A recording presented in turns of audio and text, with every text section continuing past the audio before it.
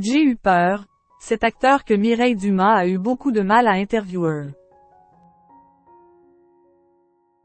Mireille Dumas propose aux téléspectateurs de France 3 un documentaire intitulé Paris en chanson.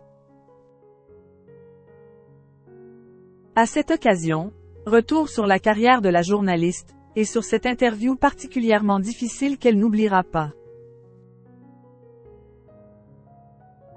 Un invité intimidé. Au cours d'une carrière longue de 40 années, Mireille Dumas a rencontré une multitude d'artistes reconnus.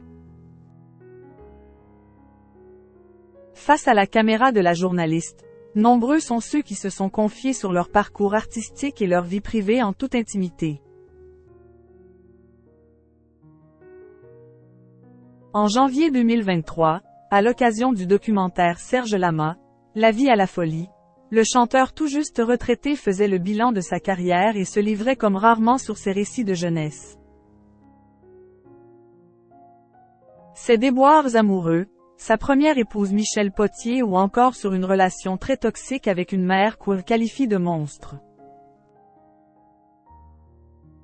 Invité dans l'émission Culture Média des Europe 1, en juin 2023, Mireille Dumas assurait faire preuve d'une neutralité bienveillante vis-à-vis des intervieweux accent aigu S, mettant un point d'honneur à ne pas juger, ne pas être dans un a priori pour laisser la parole s'exprimer. Deux méthodes qu'elle applique auprès de chaque personnalité, dont certaines qui peinent parfois à s'ouvrir et lui donnent du fil à retordre. Tellement intimidé. Les invités se suivent et ne se ressemblent pas.